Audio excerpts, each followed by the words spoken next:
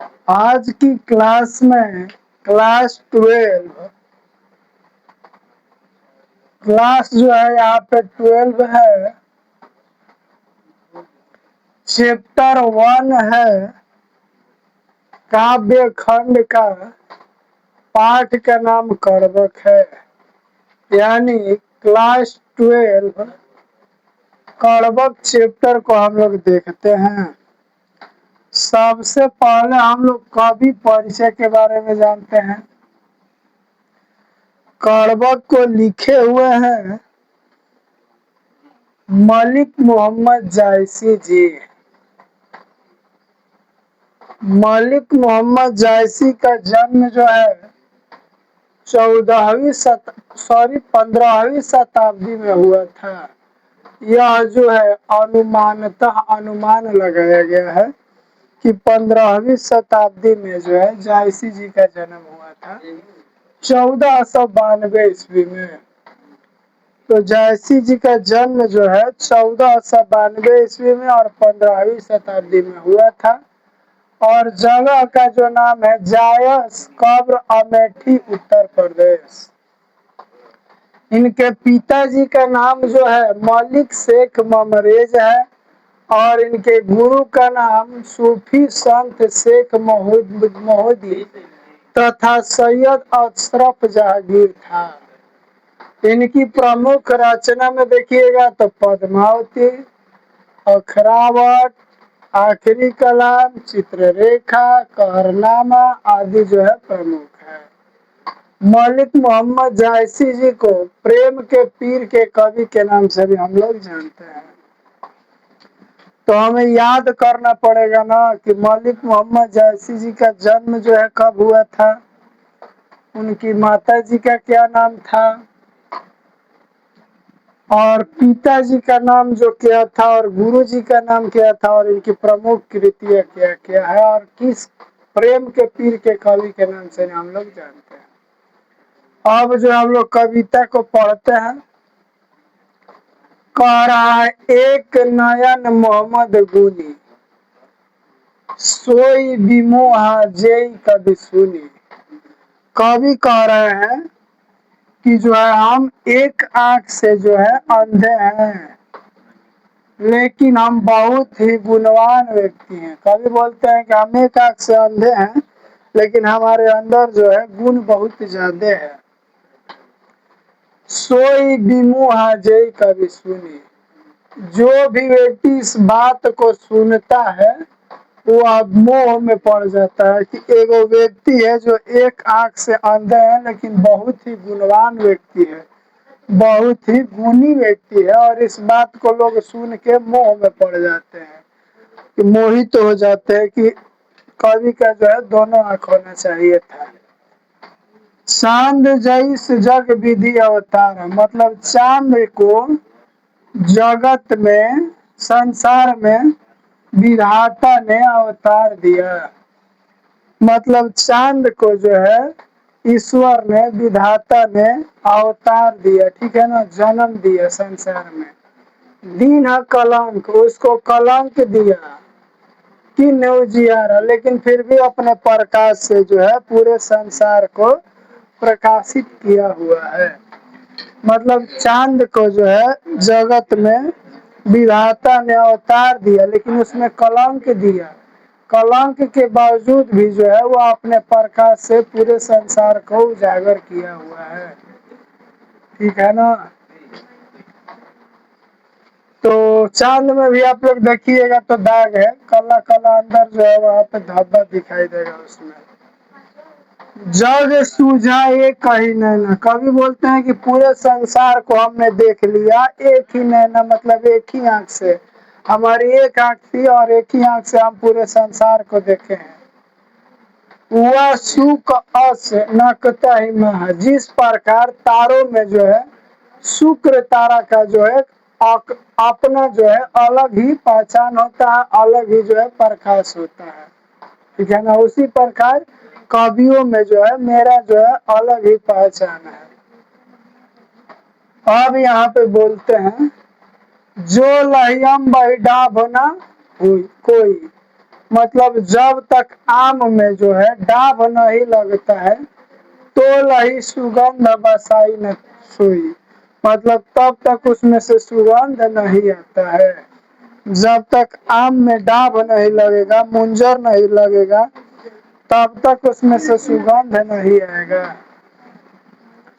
फिर बोलते हैं आगे कि न समुद्र पानी जो खारा तो अति भाव असुझ पारा, मतलब समुद्र का पानी जो है बहुत खारा है, पीने योग्य नहीं है, लेकिन अपार है, असूझ है, ठीक है ना, उसका किनारा कोई नहीं देखा है, ठीक है।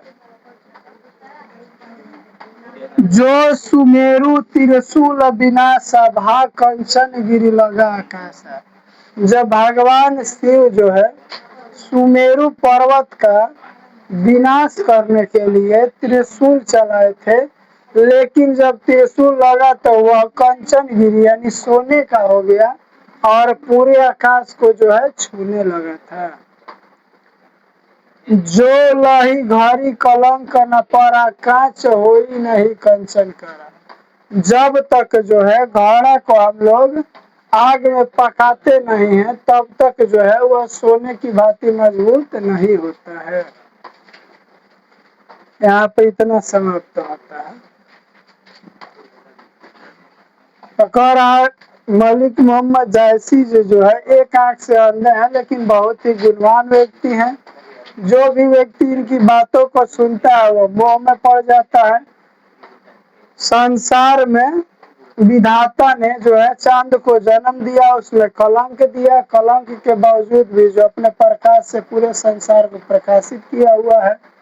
कवि बोलते हैं कि हम एक आंख से ही पूरे संसार को समझ गए हैं, देख लिए हैं, जान लिए हैं, बुझ गए हैं।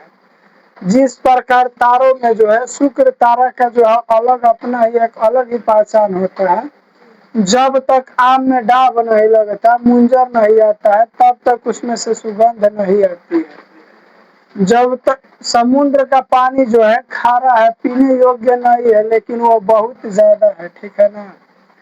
सुमेरु पर्वत को विनाश करने के लिए भगवान शिव जो है त्रिशूल मारे थे, लेकिन त्रिशूल लगा तो वह सोने का हो गया और आकाश को छूने लगा। जब तक हम लोग घड़ा को जो है आग में पकाते नहीं है वह सोने की भांति मजबूत नहीं होता है। इतना हम लोग पढ़ चुके हैं। फिर कवि बोलते हैं एक नयन जस दर्पण ओ तेरी निर्मल भाव, सब रूपवत गही मुख जेवही कही चाव।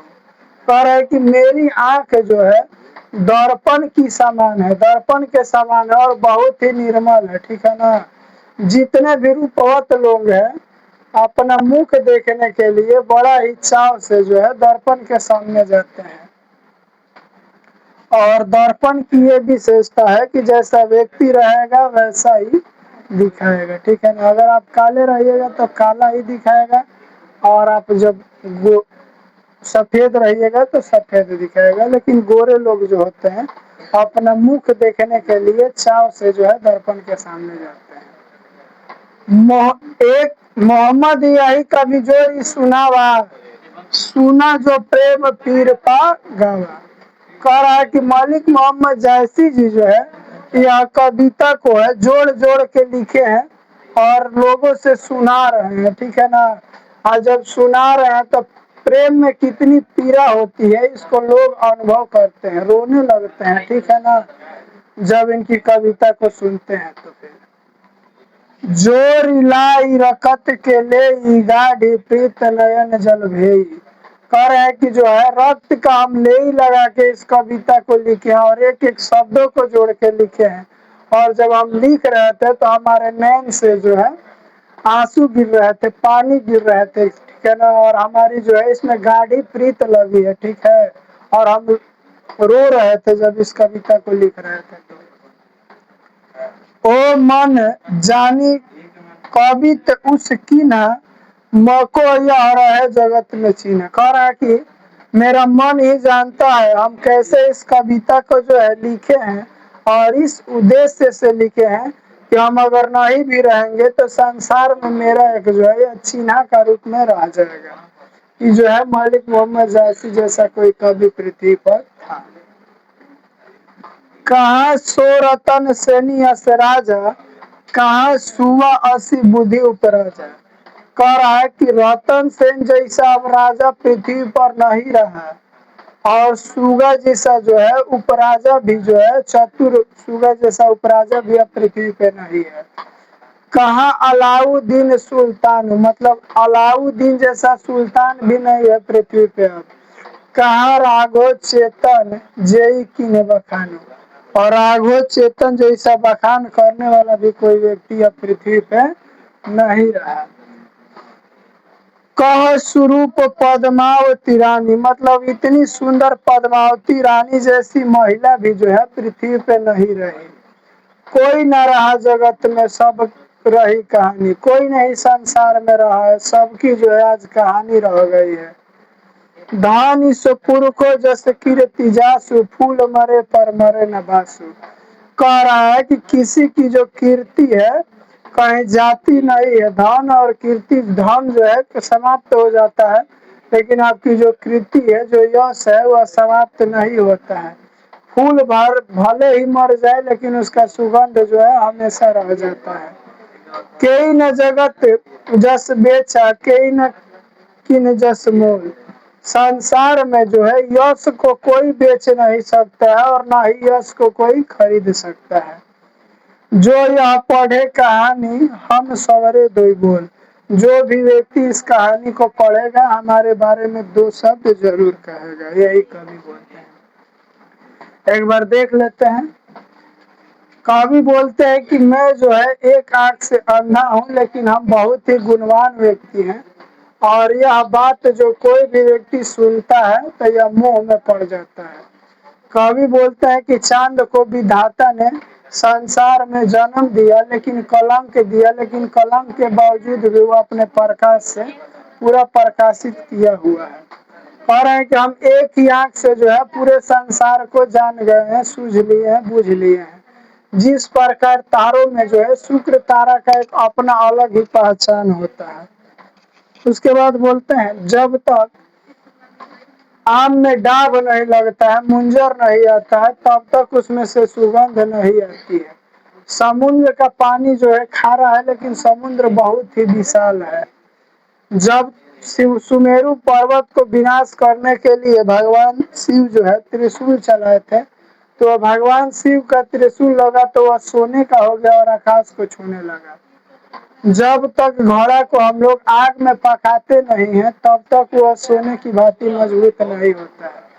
कवि बोलते हैं कि हमारी आंख जो है दर्पण के समान है और एकदम निर्मल है, और जितने भी सुंदर लोग हैं, रूपवत लोग हैं, बड़े ही चाव से जो अपना मुख देखने के लिए दर्पण के सामने जाते हैं।